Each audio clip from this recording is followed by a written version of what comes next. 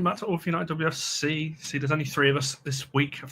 It feels like so long since you've seen us, but it's not been really, has it? It's only been a couple of days, and we did treat you to 5 shows last week, so don't expect the same this week. We're not doing 5 shows this week, so we're expecting a bit of a quieter one.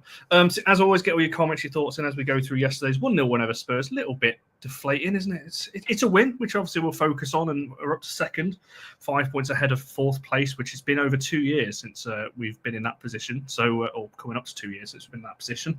So it's good going on that one. But so we're going to get into all that. But firstly, how are you both? Let's go around the panel. There's only you two here. How are you both doing?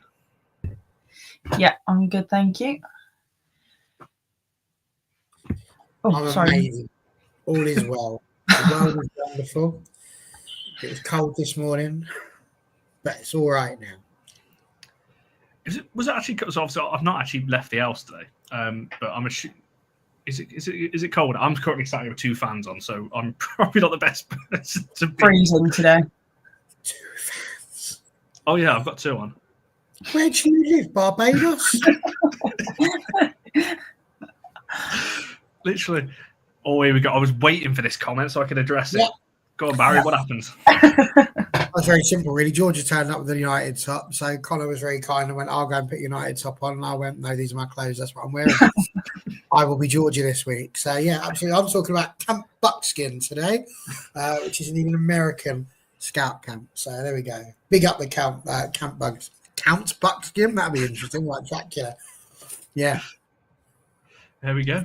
-1 in Cardiff, Sean's saying over there. But yeah, no, it's probably about that here, but I'm just boiling on. So I've got the fans on. But there we go. Mika, good to see you. I've not seen your name in the chat before. So Ian from Finland. There we go. We got Erling from Norway. Got someone from Finland. We need a Swede in the chat, or someone from Denmark, or someone else getting the Scandinavians in here. It's good to have you as always, and Lara as well. Another new comment or another new face / name that I've not seen before either. So welcome as always. Get all your thoughts and your comments in. We'll go through them as we go. Right, before we go on to the game and all that kind of thing, I want to talk a little bit about something.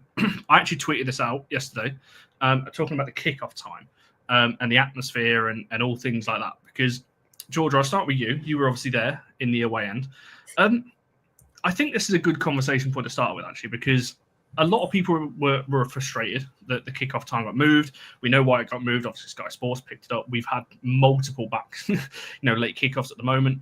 What's your thoughts around this whole conversation in terms of finding the balance between having it on TV plus the kind of kickoff times and all that kind of thing? And what was the atmosphere like there yesterday? I'll start with the kickoff times. Obviously, it is difficult. We know that Sunday 6:45 is a given WSL slot, and we know that, that it can be such a killer for attendances. Traveling, families, young, on a Sunday, get back late work for Monday. But the atmosphere yesterday was, I think it was the worst United away end I've been in. It was dreadful. It really was flat. You could hear a pin drop.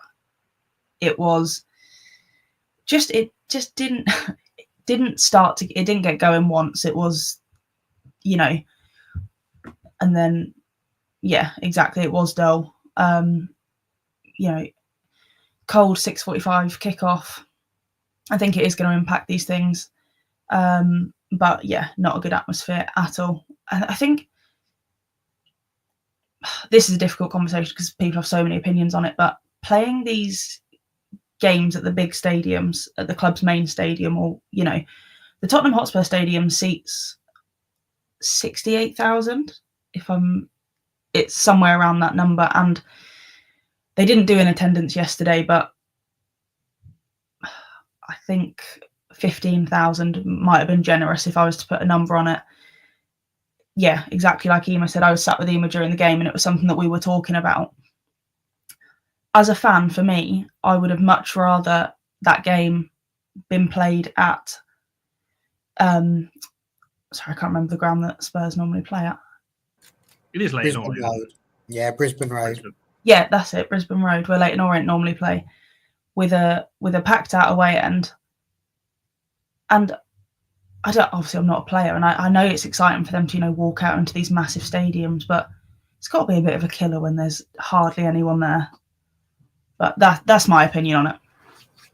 So I actually asked. I started asking about after the game yesterday in terms of what players' opinions are a little bit on this in terms of what you just said there about playing in the big stadiums and everything like that. And I think most players would still prefer it. If I'm being totally honest, that's the general feedback that I've got, that they do still prefer whether there's 10,000 or 50. They do, I think, for the most part. I can't speak for all of them, but that is the general feedback I've got. But Barry, the reason why I asked this question is because I watching it on TV because unfortunately I couldn't make it down in the end yesterday, but Spurs came out, obviously they had the light shows, but I know on TV it can be slightly different, which is why I asked George on the atmosphere first. But the players come out, and then almost like when the players were then obviously ready to kick off, it just went dead silent. And I was just like, the camera kind of panned around the crowd. Obviously there wasn't too many there, and the atmosphere just, well, it seemed non-existent to me. It just went completely quiet on the TV. What's your kind of thoughts on all of this in terms of, because I know why they do it. The game needs exposure, and TV deal, the money that Sky bring into this, obviously the future packages as well. The women's teams need this money, so I get it, and it needs to happen. But do you think there's almost like a balance that needs to happen here? Yeah, I mean, look, there's so many different facets to this. I'll start with the players. Ema's absolutely spot on, I think, with this. The players probably appreciate the better facilities in the bigger stadium. Makes complete sense. If you were offering me the option between going to the changing rooms at Spurs and everything that provides and the facilities that you would have available to you there, or Leyton Orient League One, which will be good but not as good, you're going to pick the Spurs one, aren't you? Because it gives you that experience, I suppose, is the word we're looking for there. But you then come to this issue, and I think, I starred this. I think Gareth is spot on as well. Like, why did Sky even pick to do it? They had Arsenal against City earlier on in the day, and what a game that was, by the way. But they have that going on there, and that one has got all the commentators, all the bells and all the whistles. Clearly, that took up the budget for the day, but they felt they needed to show Spurs against Man United as well. So they had two commentators, single post-match interview, correct. It was bargain basement. You got to half-time, and the half-time analysis was the same two people that have just taken you through it. So we already know what they're going to say because you already told me it once. I mean, I'm not thick. So they say it to me again, and at the end of the game, they repeat what they said the first time. And you're like, yeah, I'm not entirely convinced that that's the greatest idea. So the fact that Sky took it but didn't even then put the real effort into showing it, this could have easily gone onto YouTube. Easily. Now, the next problem you've got is that they've taken it, they've moved it, but what they're forgetting, and what I think is always forgotten, is that in the men's game, you can probably do this. In the men's game, you can probably take Spurs against Man United, stick it on in London, and do that at 7 p.m. without there being any problems whatsoever, because there is enough of a following of both sides to fill out that side and to fill out that stadium. You don't have that at the moment in the women's game. We're not packing out the smaller grounds. LSB takes, 10, 11, 12,000 people, but we're not filling that up every week. So all of a sudden, you're now in a situation with women's football, where actually you are in a horrible position, because you make that change, the vast majority of people are going to say, you've got school in the morning, or I've got work in the morning. Is that something I want to traipse and schlep all the way to London? Because that's not a short journey. That's a 4-hour trip. That doesn't even count getting out of London, and the fact there's probably diversions because the roadmen and road women like to spoil your day all the time. So you could be back by sort of 1:30, 2 o'clock. I'm fairly sure that Benny, when the men were down there recently, I'm sure he was back about 2 o'clock in the morning. Now, if that's the case, nobody's doing that on a Monday morning for Spurs. Spurs against Manchester United in the women's game. They might just about go down there for Chelsea, possibly for Arsenal. They're not going to do it for that one. And I think that's the big issue that the people that are creating the games and the fixtures are struggling with. If you're going to move a game like that, make it City United. Make it one where all of the travel is really close. The minute you start doing these stupid long hops all the way across the country at stupid o'clock on a Sunday, you've lost it. Stupid o'clock on a Saturday, they might make a weekend of it. But it's always going to affect the figures, especially when the most supported club out of the two, Manchester United, is the one that's got to do the travelling. They're not going to do that. Like, if Spurs go to United, you're not expecting that many anyway, even if it's on a normal time on a Sunday. But you get a fair few United fans that will go there. Spurs women, I don't know what their attendances at Brisbane Road, but it's not been amazing. So that's the issue. Is you can't you can't whilst a game is still being birthed in the manner that it is, you can't. They're trying to run and they're not even walking yet. So stupid decision, and it just affects everything that's going on around it. Just bang it on YouTube if that's what you're going to do, but do it at a proper time. Stop mucking about with doing it at stupid times. No, I agree, and that's why I wanted to quickly start with that, because as I put on my tweet, I think when the women's game is still in this growth stage that it's in, I know it is hard, and I get it, because like I said a second ago, like the teams need the broadcast money. That's kind of what's keeping it going right now, and obviously the broadcast deals are going to get more and more, and everything else. But there just need to be a balance of keeping the match going fans and not alienating them just because you need it on broadcast. I'll tell you what would do it if they want exposure on the TV. I only came across it earlier on this season, but they've done it for the lower league in the men. So they've got like, I can't remember what it's called. It's not Sky Plus, because that's the thing that you had, but it's like a red button thing. You push it and all the games are on. You just go onto it like, oh my God, there's more football. It's like the Olympics all over again. You're like, I could watch this one. The problem is, it's like, I could watch Darlington or I could watch Scunthorpe, and none of those things interest me. I'd rather watch the diving. But if you did that in the women's game rather than YouTube, and they decided to do it there, I reckon they'd get a reasonable viewership and exposure of the game that way. And that's probably the easiest way to go, whilst you're just trying to get eyes on it. Because nobody's moving, I don't know, Cheltenham against Gloucester to 7 o'clock on a Sunday night. It's just not happening, is it? Or Carlisle against Stevenage. Ain't happening. I love how you picked the derby that's down near me. I just thought of the bank. When that Cheltenham and Gloucester used to be a bank or something, and they were just the two names that came up. I was struggling, Connor, and I was under pressure. Oh, it did make me laugh. This comment from Positive did also make me laugh. Obviously, when you talk about Saturdays, this coming Saturday, obviously we're away at Wolves, which is being played in Telford. But yeah, big weekend. I can't imagine too many have said that. Not many people are going to be going out after that, which I think around Telford. I don't advise that. Apologies if there's anyone living near Telford. It's not a nice area. Also, interesting they didn't make Arsenal versus Man City the 6:45 game. Yeah, and you make a good point. Obviously, the comment you brought up about there was nothing really, post game, it just kind of just ended. Like the game ended, and that was it. Just full time gone. It was like the FA player, but there we go. But yeah, so. It's a long discussion. I'm sure we'll have many more of these over the coming year or so, because I think we're going to see a lot more of this. Very quickly, the player... Nothing happens in Telford. There's a lot happens in Telford, but it's not very good.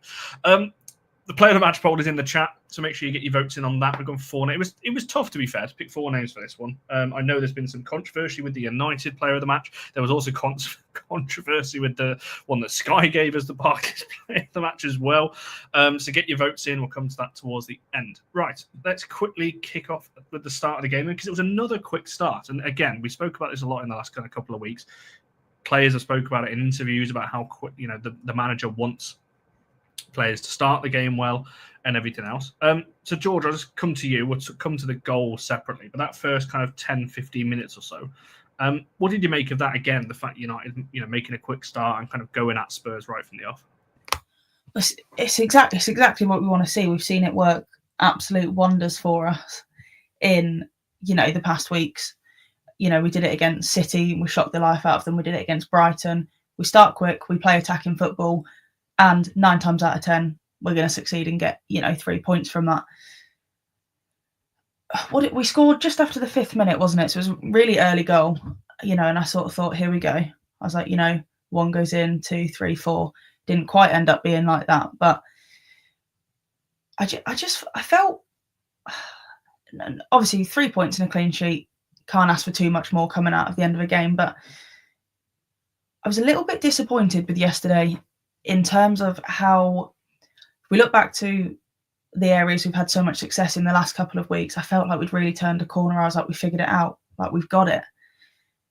And then watching yesterday, I just thought, there's no continuity in our pressing yesterday. Not in previous games. We've got Terland running around again like a headless chicken, not pressing together. Hinney was pressing on her own a couple of times, which was, obviously dragging our midfield out wide, and we had gaps all over the place. And I just thought, sort of all the good that not all the good points that we've had in the last couple of weeks went out the window a little bit.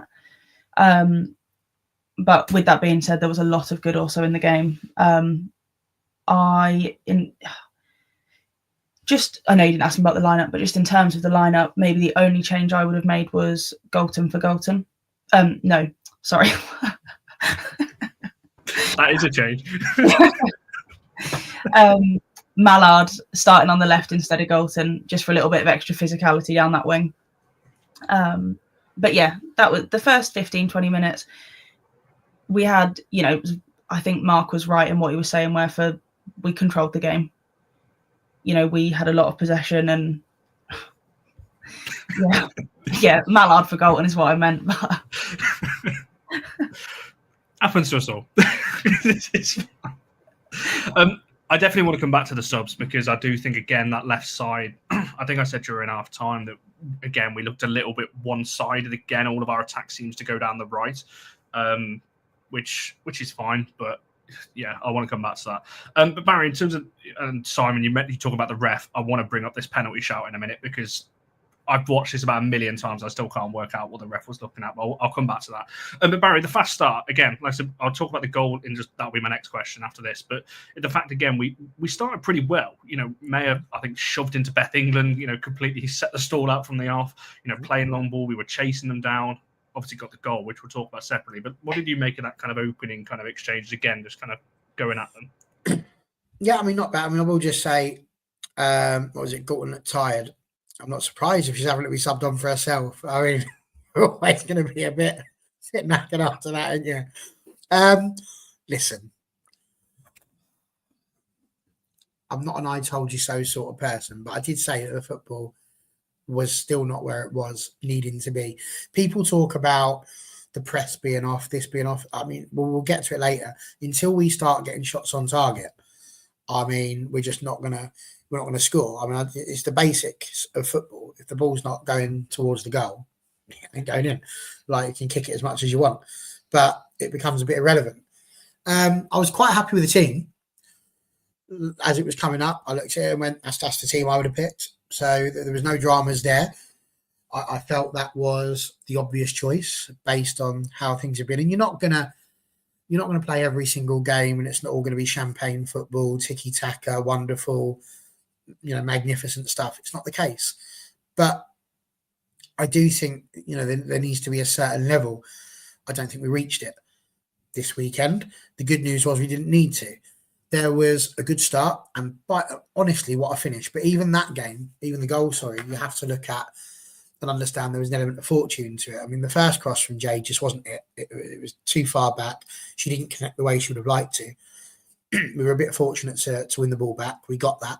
And there were some excellent efforts going on around there with the movements of the players. I thought Celine did brilliantly to run in. She took the players away from Jade so that Tuni could get the ball over to Jade. And the crossing was superb. But, Her Majesty, what a goal. So I think that should have settled it. And I genuinely sat there and thought, that's going to settle the nerves. We'll be all right now. We'll go on and maybe get a couple if we scored this early. And it just didn't turn out to be the case because although the game was good, it wasn't brilliant. And it's a horrible one of those because I didn't feel uncomfortable and I didn't feel like Spurs were going to come and score. So I wasn't worried that we weren't going to get the win. I was just incredibly worried about the fact that we hadn't managed to get any more shots on target. So that first 15, quite content. You can't ask for anything more than a goal in the first 15 minutes. Yeah, I'm exactly the same as you because I want to come back to this. I want to come to the goal next, but then I do want to talk about the first half as a whole. Because I'm with you. I really thought I predicted 4-0. I thought 1-0 up, but 6 minutes of my 4-0 was on here.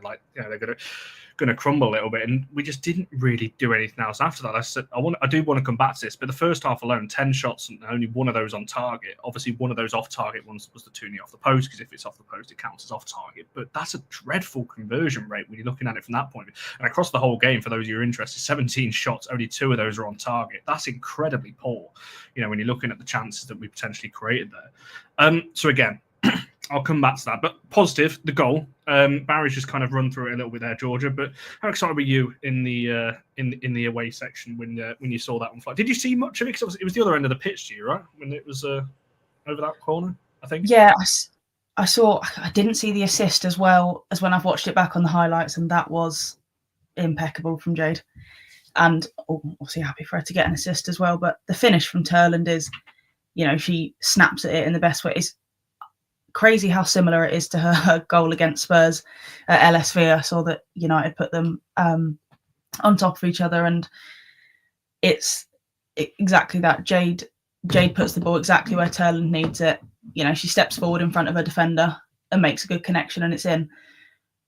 I think that is where Terland shines when, a one-hit finish. We don't need it's a finish that doesn't need all the fancy stuff. It's, she hit it hard and aimed for the bottom corner and 1-0 up in 6 minutes. I think, well, you're right to bring it up. It is almost identical to the one she scored against Spurs. And we said on Friday on the preview show, because obviously Spurs is the team she scored the most against, and obviously another goal this weekend. She just loves a goal against Spurs, which United admin, I know you're looking at our tweet, almost identical as well. The goals were the same, and so were our tweets. If you're watching this, I did notice that. Anyway, thought I'd get that out there for those of you who follow us on Twitter. Or X these days, as it's more commonly known as. Barry, you briefly just touched on the goal there, but is there anything you want to add in terms of the goal itself, or anything else that you noticed in and around it? Not just that's the sort of thing that we need. There's people saying, there was certainly somebody mentioned about the balls coming in from the side was what we were doing, crossing a lot. But she's shown how good she is from across. If you can get the ball in the right area for her, she's going to score. Like, if we go back to the late, great Dennis Law, he always used to say, just get it in the box. And if I'm not there, it's my fault. Like, if I don't get there, it's my fault. That's literally the striker's job, is to sniff it out. And if you can get a decent crossing, then it's on, Her Majesty to be in the right position. I mean, far be it for a peon like me to explain to royalty what they need to do. But, you need to get your head on it. You need to get your foot on it. That's where you need to be. And I think we have to take that moment and realise that if we can get that ball into an area where she can pounce on it, it's going to be good. But if we have more crosses like the first one that Jade did, she's not going to have a hope, because that was going away towards the 18-yard box and away from any form of danger. So that's important. Just wanted to add, based on, and this isn't a go at Sporty, but we were talking about before the mistakes with the press, talking to somebody who mentioned that a bit earlier. But I think the real problem for me is that, we do. We've worked really hard on that. That's one facet of our play. But you can't just hope that you're going to constantly force mistakes. If that's our only tactic, is to press, you can't press for 90 minutes and do that. And if you're in a situation like we were this weekend, it's not always going to work. Sometimes they're just going to try and beat the press by going long, and then you've got to try and rebuild again. And this is the thing. If they decide they're not going to play around the back and they choose to lob the ball forward, the press is irrelevant. You can press until the cows come home, but if the ball's not there, you're not going to get it. So, it's gone again. Off we go. And basically, you're just doing doggies at that point. You're just running back, get the ball. And what you then need to be able to do is build play. And I just don't think that we've done enough of that. I just don't think we do. And therein lies the issue. We're not creating enough chances like we did for that first goal for the people around the front line. And this is why, do we need Chloe Kelly? We've had that conversation, but we needed somebody. We do need someone, because, I think Her Majesty is going to be a double-figure striker, but we still haven't found, at this point in time, the one. We've not found our Sam Kerr. We've not found the person who is just going to whack in, our Bunny Shaw. Where are they? More cows needed. That feels rude. Why? What? I'm very confused, TJ. What's that? Oh, I don't know. I don't know what that was about either. But you are right. To be fair, I'm just happy Jay's finally got an assist, because I think she's actually putting some wicked crosses this season and no one's been on the end of it.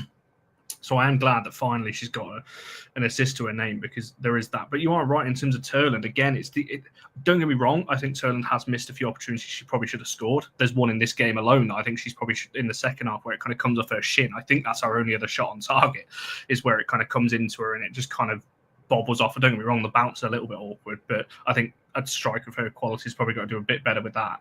So that's what I mean. I think you've got to be able to, and Lottie's right, City set up to create chances for Bunny Shaw because they know she will finish them. That's kind of what we thought Terland was going to be, that we were going to create everything for her. And that's my slight issue with the way we're set up at the moment. Barry's right. We're kind of, was it not a shot on target? I don't know. Because we were trying to work this out yesterday, me, Barry and Charlie, what the other shot on target was. I can't think of what it is. Obviously the goal is one. What's the other one? I can't think of what the other one is. I don't remember Kopp having to make another save. Oh, here we go. Nearly from the edge of the box. Oh, right. Okay, there we go then. I don't remember that. When was the last time Millie scored one from the edge of the box? Does the West Ham one count?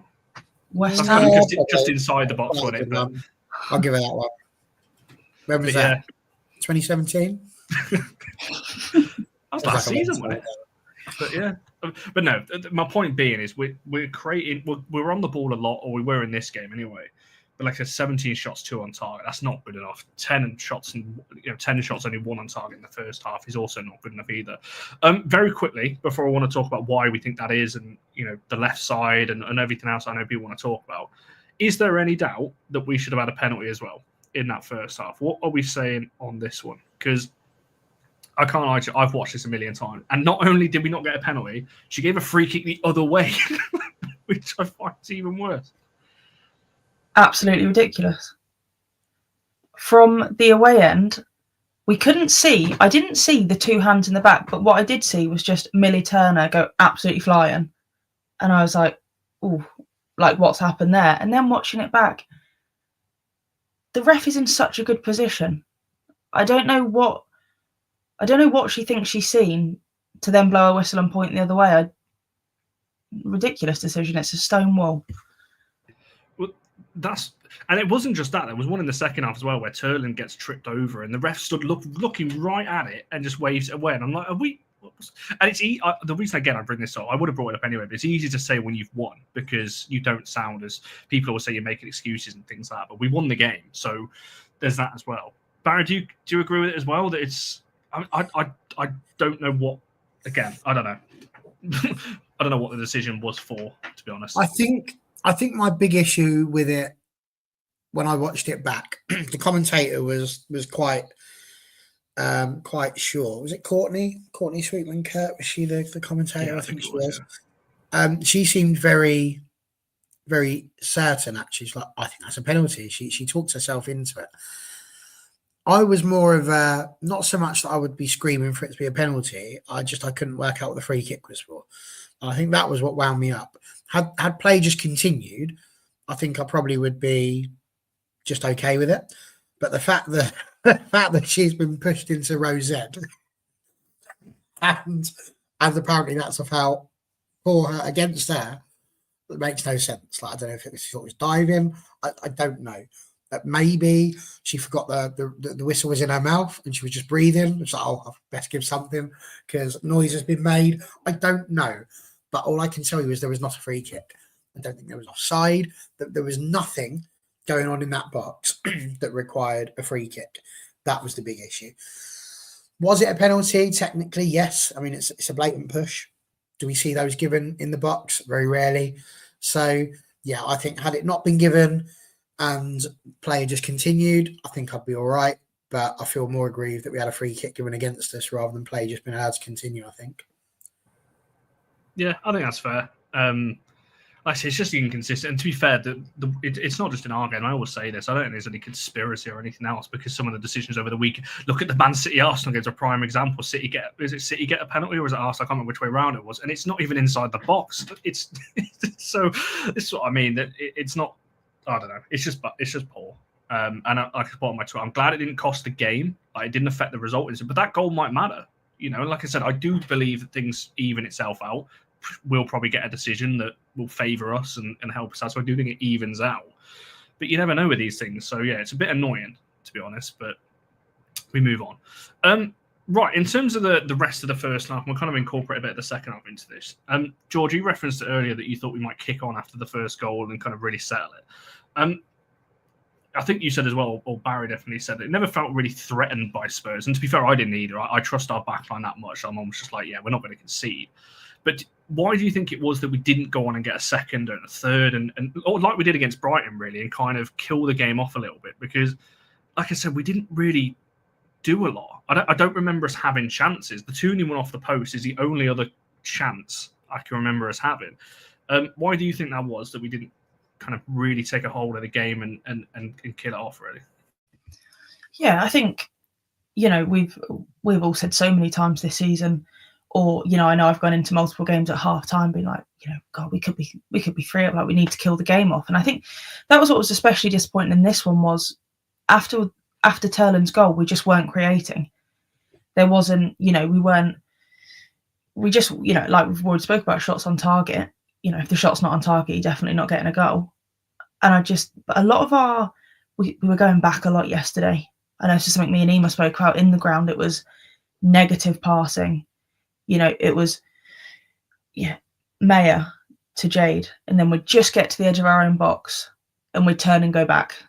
And it was, we weren't moving the ball quick enough to attack Spurs at a rate where we were catching them off guard. We just had to keep going back. It was like we were struggling for ideas on how to get through, or that's how it looked anyway, which is obviously makes it more difficult to attack. But I'd love to see us kill games, have to kill games. And, you know, like, we are forgetting the penalties and everything for the minutes they weren't given, so that is what it is. But we're 1 goal difference behind Arsenal. I know we're 3 points clear of them as it stands, but, you know, we saw what a difference goal difference made in the league last year. You know, the league was 1 on goal difference last year. And these are, you know, we don't want to be looking back. You know, I'm confident we'll get top 3, but just for example, we don't want to be looking back at this time in a couple of months and be like, we've lost out on Champions League on goal difference. We need to attack, not sit back. But then, like you said, I wasn't ever really. There was one little, there was a scramble in the box and legs were flying everywhere, but I couldn't see it too well from the away end, where maybe Spurs could have toe poked it in. But apart from that, you know, I trust our back line and I trust our keeper. So there wasn't ever that threat to it. But no, we just didn't look like. Obviously, we wanted to score goals, I'm sure, but we just didn't really look like we were that. We didn't look that up for scoring more goals. We looked like we were quite happy just to ride out the 3 points and defend the 1-0 lead. Which, again, is someone I would come back to, because like I said, obviously, we said at the start of the show, the win is the most important thing at the moment. I put it on the tweet, obviously, when it comes to the concept. But you are right in terms of goal difference, so that could play a big factor in this. You know, the league being only 12 teams, goal difference does turn into a bigger thing because of how small the league is compared to, you look at the men's Premier League, for example, where it's 20 teams, where you're going to be able to pick up more points. In a smaller team league, goal difference then becomes a bit more of a factor. Barry, for yourself, why do you think it was that maybe we didn't, like I said, kick on and really, like I said, go for the game a little bit? Because I know we had a lot of the ball in terms of, like I said earlier, like I was never really threatened by Spurs. I never really thought like, oh, like we're under the cosh here and like we're holding on. It was more just we had the ball and wasn't really. We kind of get into the final third and just I don't know. I don't really know what we were trying to do, to be honest. First of all, I just got to rate George's rapping that we were getting there. You know, we got to attack and we can't sit back. Kill off the games, don't take no flack. Or might get the sack. Rack. Great, loved it. Anyway, let's be British. It wasn't good. You like that? Somebody mentioned this one, and this was probably the biggest moment where I felt under threat in the game. I think it was Hayley Rasso who was running towards goal, and it was Gabby George who ran from what looked like left wing all the way to right back to make just a superb. It wasn't even a block really, but she sort of stopped and made Rasso turn, and that little minute was all it really took, and all it needed for us to get the defence and the shot to go wide. But that was probably the worst part of the game. I think when I was younger and I used to go to school, there used to be lots of fights in the playground. You'll get that. That was pretty normal. Not you causing them, was it, Barry? Occasionally. But quite often, because it was primary school, there was a lot of coming in, and your one was coming in, and that's all they would do. They'd just be stood there, it'd just be two blokes coming in, and it would just all be yap. And that was what this match was. It was just two people sort of going, coming in, because you look at the possession, it's pretty even. The passes, 416 to 490, you would think, yeah, but I don't start the fights puzzling time because, I'll get the sack for that one if I start doing that. So I think it's really important that we recognise there that all that's really happened is we were passing sideways. Yes, we weren't doing much to attack, but neither were Spurs. They only had 7 shots. They had 2 on target. The difference is that we got 50% of ours on target in the goal, and they didn't.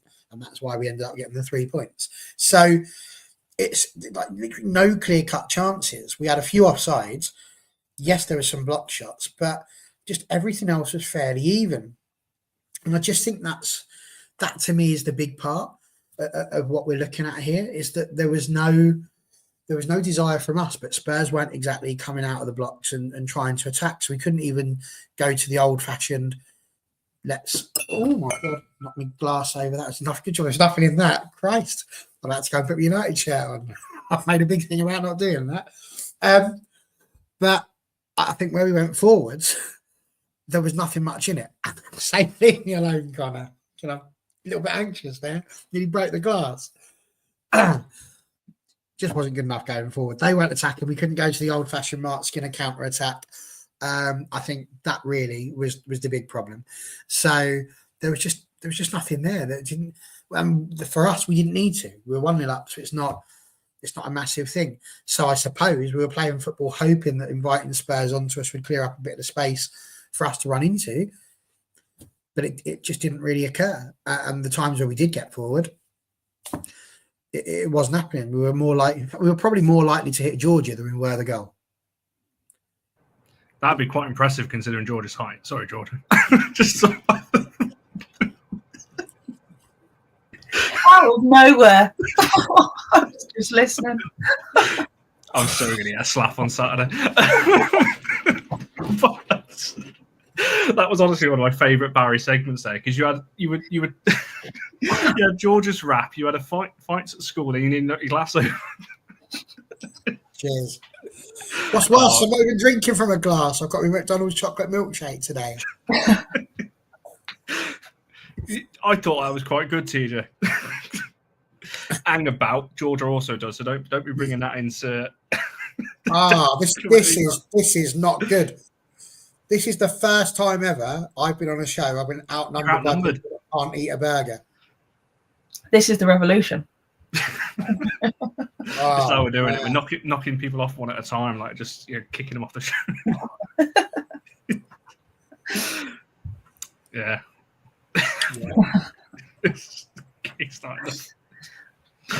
Oh my life! What a segment that was. Hang about what?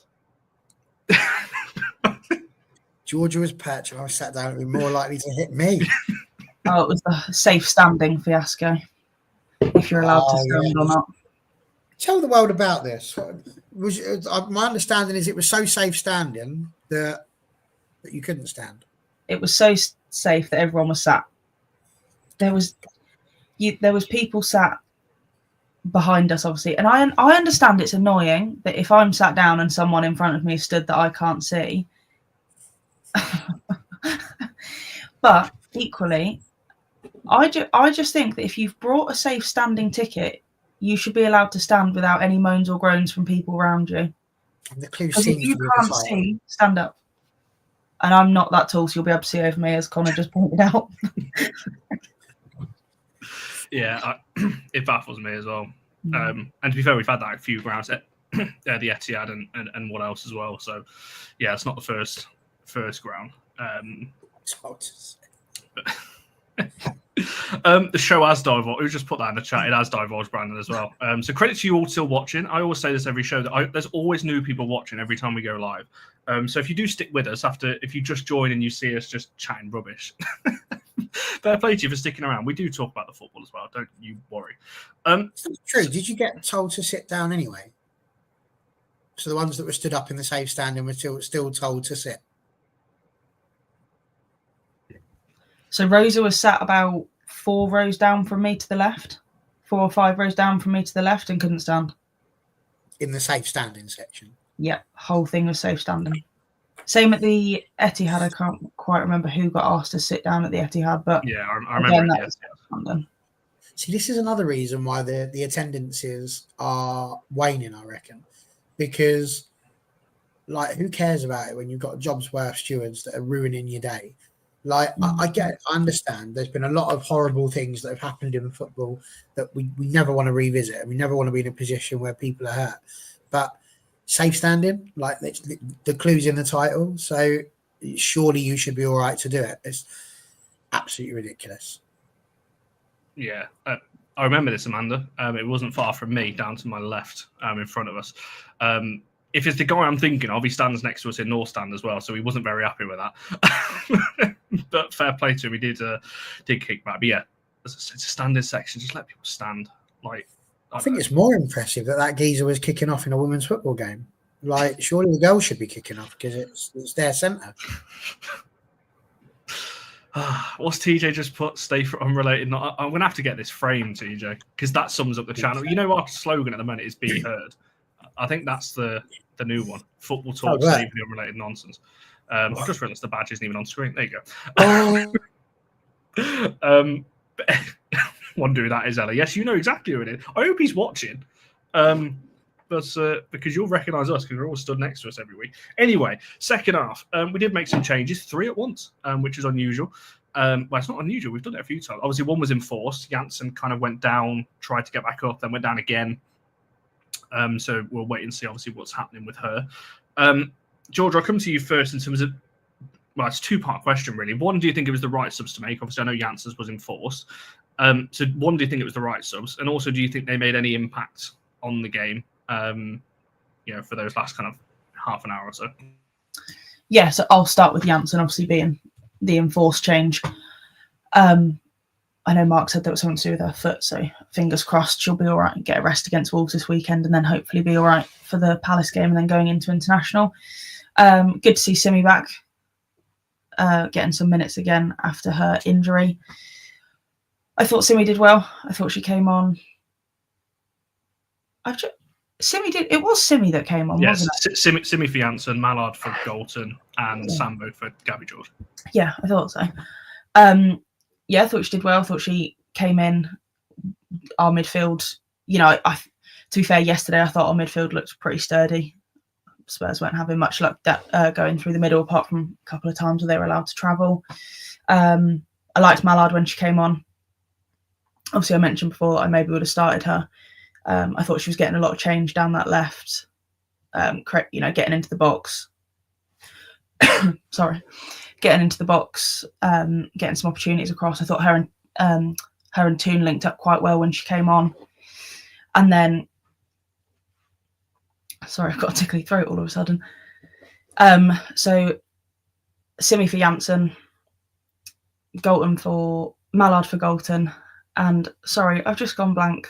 Would someone be able to? You went Galton for Galton again, then, didn't you? Yeah. Go on, Barry, take over. What did you reckon on the subs itself, and did it make an impact there?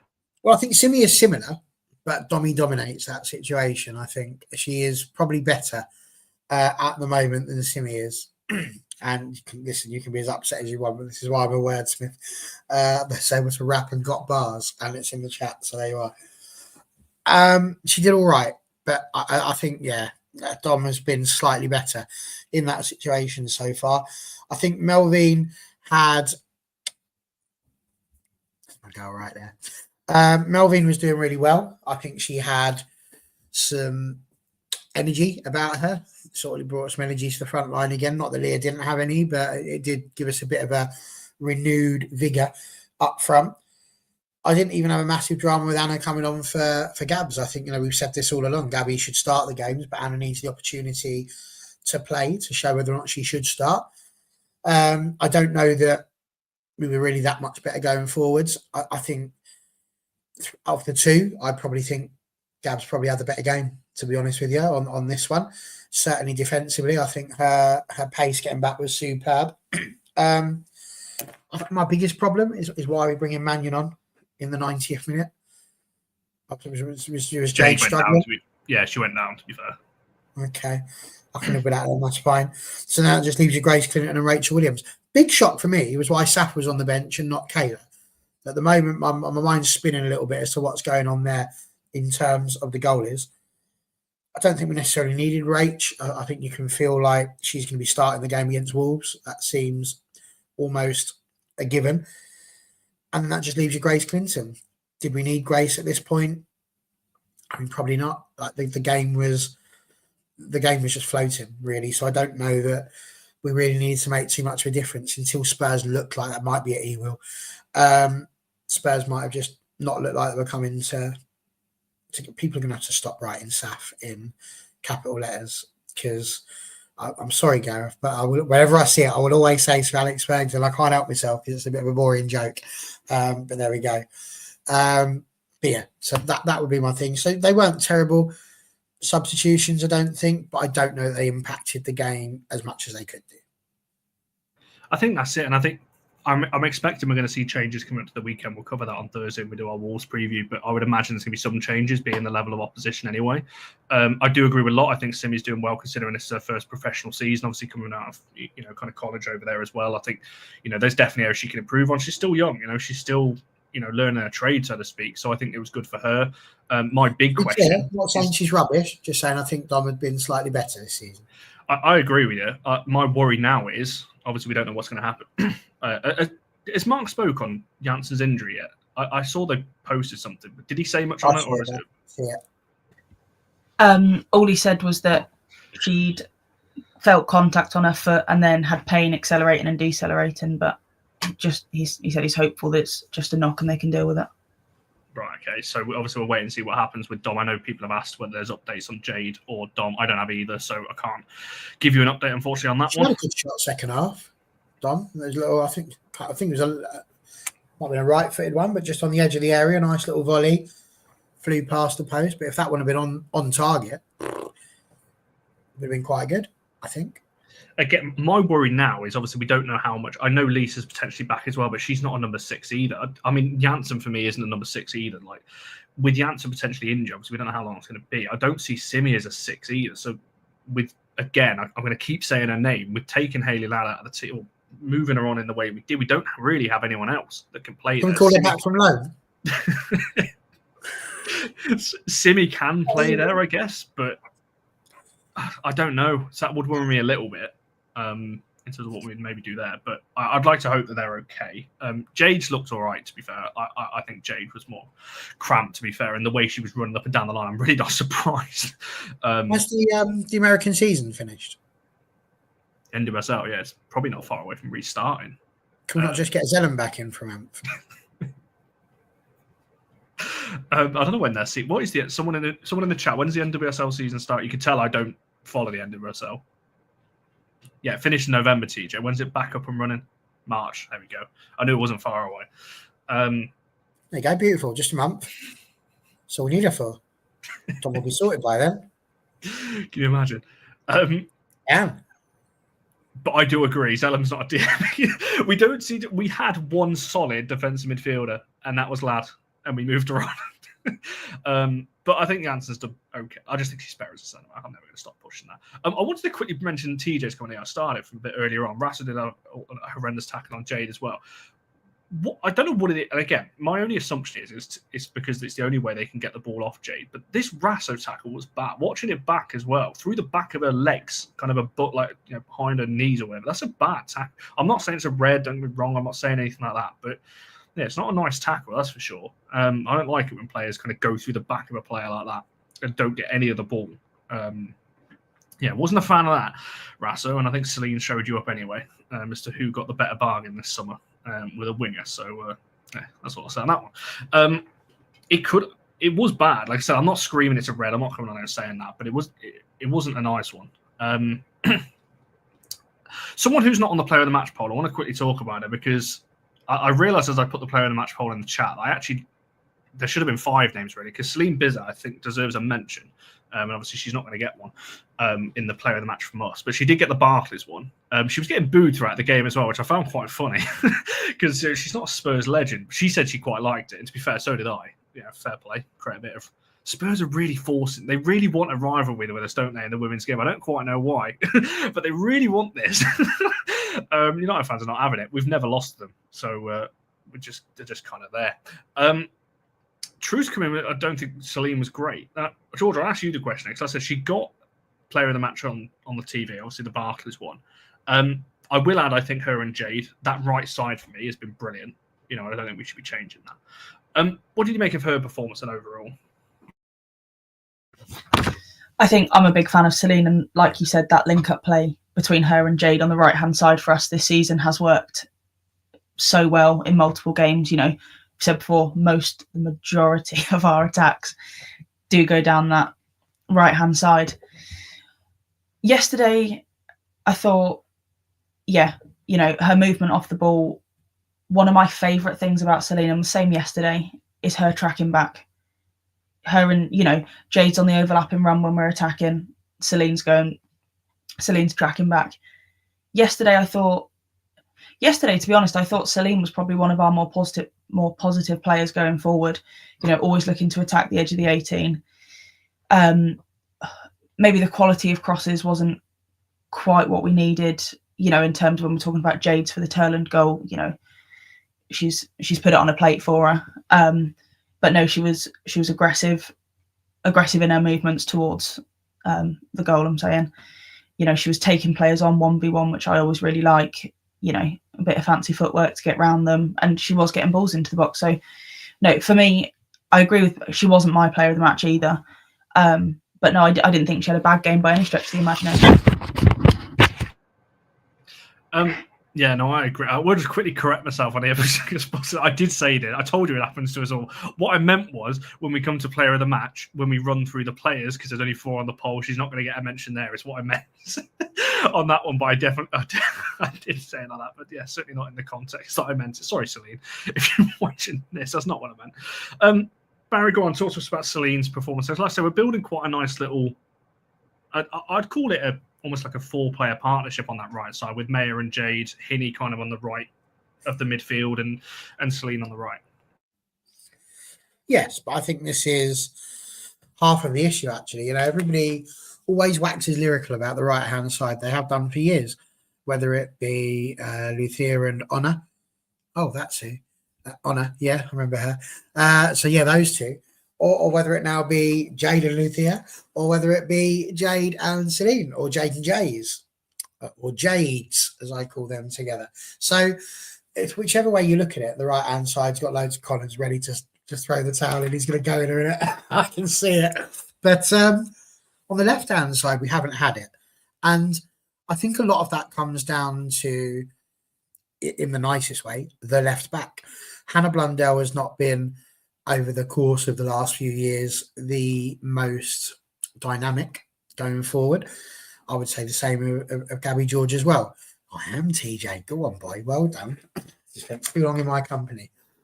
But I think with that being the situation, with Gabby not necessarily doing too much on the left-hand side, that means whoever it is, whether it be Leah or whether it be Melvin, whoever that forward is, they're not getting necessarily as much support, or maybe not as much quality support as you see down the right-hand side. There's a big difference between names like Onabatier and Jade Riviere than there is with Hannah Blundell and Gabby George. That's not to take anything away from the defensive qualities of them. They've been superb. I've made a huge point of the fact that the left-backs have been just as important in us having the best defensive record in the league. So that's no problem. But we're talking about going forward. And so I kind of wanted to mention that, because I see Gorton's getting a fair bit of stick for not doing too well, but she does have to be a lot more careful as well about what's going on down the left-hand side, and probably save a little bit of energy for trying to run back and trying to help out where she can. So yeah, that was just a little something. But going back to Muzzy, what a player. She's been superb. I mean, I keep saying it time and time again. Wasn't expecting her to do much. She's been absolutely brilliant. She's in with a shout of possibly being one of our players of the season, if not the signing of the season, because she has, I think, blown away every expectation that I had of her. She's been superb. Really enjoyed seeing her play, and she just works really hard. And you mentioned about the booing, like listening to the interview was superb. She's like, yeah, great, love it, no problems. And she was laughing while she was doing it. I mean, the laugh was what did it for me, because it was almost like she gave this wonderful answer that seemed so non-committal, but the laugh just sort of went, told you. Like, why would we be worried about you? You're right. Spurs really do want a rivalry. They're not going to be getting it with us. They don't even have it with Arsenal, really. Yes, it's the North London derby, but they pretty much get spanked by them each time as well. So, yeah, I think Spurs are going to have a little bit of work to do themselves in terms of getting their team to be a little bit better. I mean, you'd have thought there'd have been more, like Martha Thomas. She was leading the line for them. And that's what they need. Like, at least with Arsenal, you know that Leslie Russo's got a chance of putting the ball in the back of the net against us. There's a reason to boo. Like, none of us are booing Martha Thomas because we're not scared of her. She's not going to score a goal against Manchester United. It's not going to happen. She couldn't score a goal for Manchester United. She's not going to score one against us. Not Fallon, the wall, the great wall of Fallon. No chance. Not going to happen. How can you have a rivalry with someone like that? I'd rather have a rivalry. We've got more of a rivalry with Brighton, and that's only because we get Sean on here. Ridiculous. As someone who watches and supports Scotland, I should make a disclaimer right now, Martha Thomas. If you could score some goals for Scotland, that would be greatly appreciated. Because I could do with that at the moment. Caroline Weir seems to be scoring all the goals. So I could do with Martha chipping in a little bit up top. But you are right. I wasn't worried necessarily.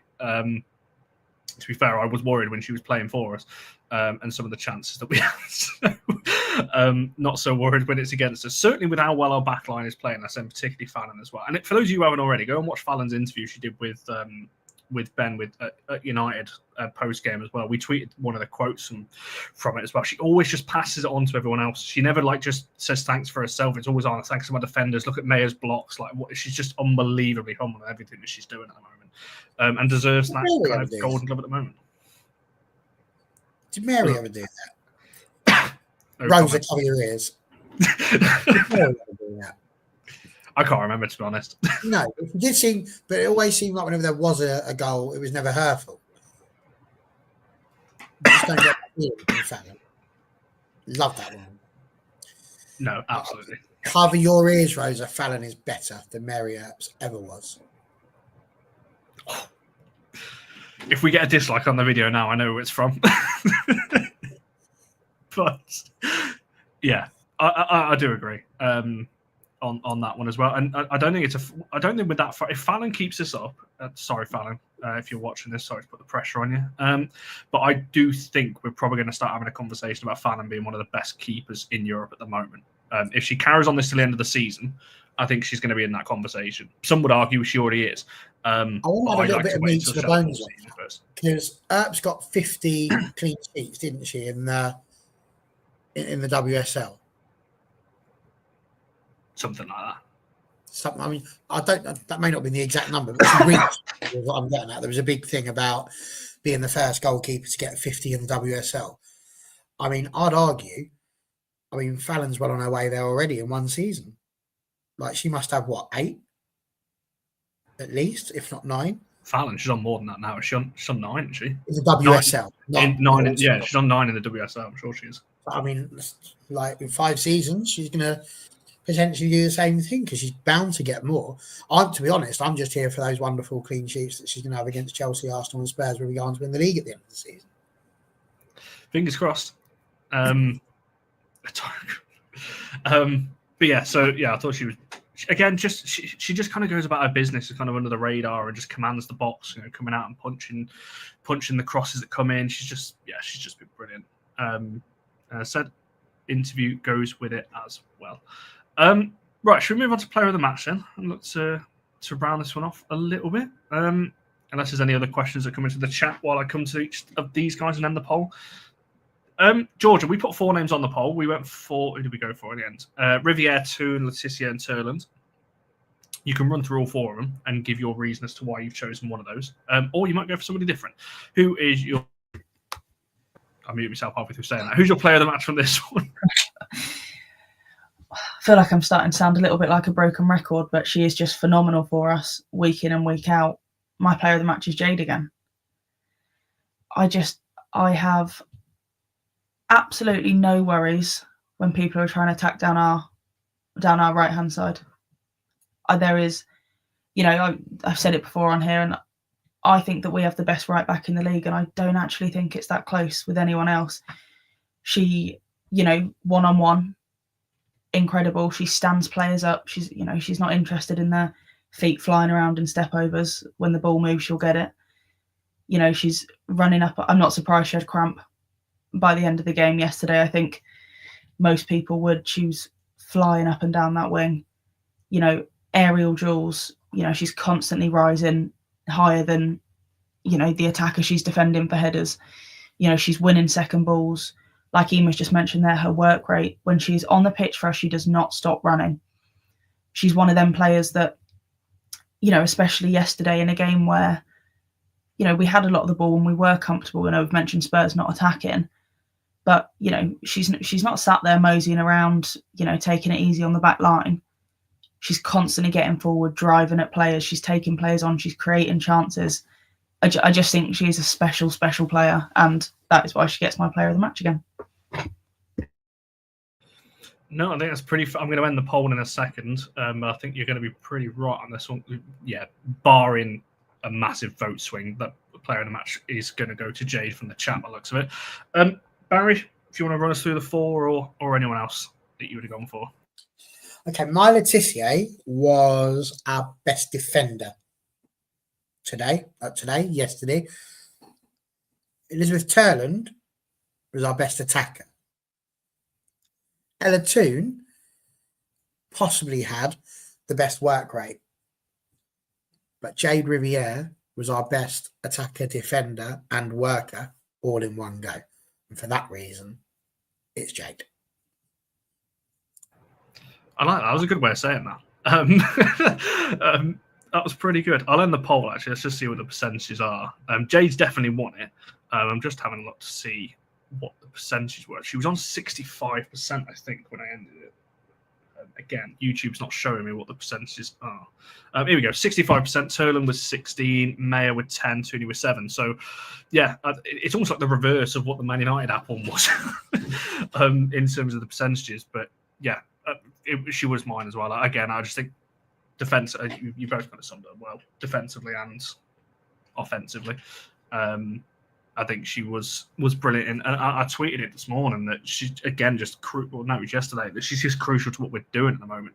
I know we're a bit too right side heavy at the moment. I think we need to try and fix it the left side of it and attack down there a little bit more to offer a bit more balance. But we're very solid on the right side. I'm never worried if an attack's coming down there. So I'm pretty happy with that one. And like I said, the chat agrees, and everyone else as well. Hang on.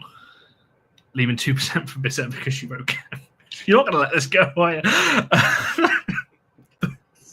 We all make mistakes on these things, But to be fair, I'm pretty sure if Bissett was on the poll, she would have got votes as well, because a lot of people obviously picked up her performance as well. So, yeah, and not someone we need to develop. I'm sure Jade would argue, if you're on about Jade anyway, but I'm sure she would argue there's things that she could improve on as well. But certainly at the moment, turn into a nice all-round defender.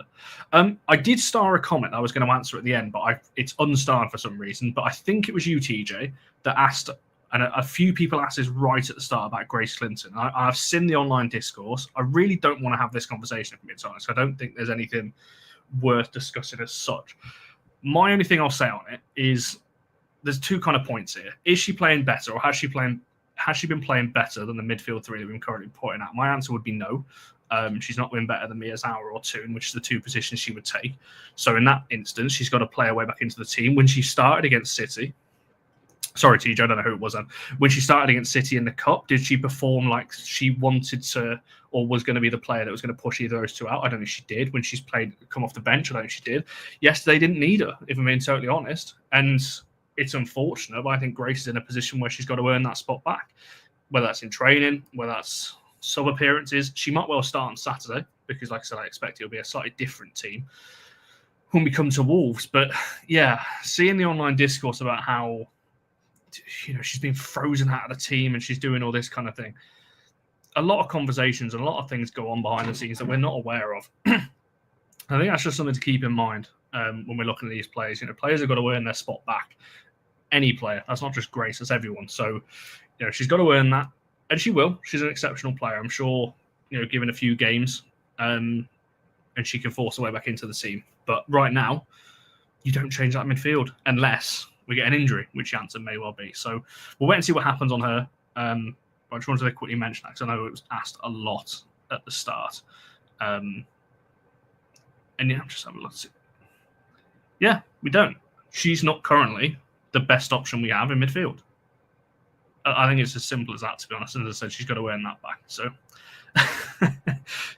yes, JJ, you are right. Social media can be a funny place at times, but there we go. Anyway, right, we'll look to round it off there. An hour and 5 minutes for a match reaction. That is short. I say short. It's not really, but it is short for us doing these things because usually run for a lot longer. Like I said, don't expect 5 shows this week. It's not going to be that. We'll be back on Thursday on here talking about Wolves as we go ahead into Saturday's FA Cup game. So make sure you're back for that one. If you haven't already, following all of the socials, All for United WFC on every platform. Liking this video and subscribing if you haven't already and you're new around here. Appreciate you all in the chat. A lot of new people as well. Appreciate you all for whether you came for us last week. So there was a record number of you watching last week. If you've come back, really appreciate that. There is no tactical analysis this week. Unfortunately not. Potentially after the Palace game might be the next one. No, it won't be after Palace. It'll be after the international break now. There might be one during the international break where we look at other things. But yeah, not this week, unfortunately. So back on Thursday. But no, appreciate you all in the chat. As I said, much appreciate all your comments as always. Some great thoughts in it tonight. It's been brilliant reading through them all. And yeah, see you guys in the next one.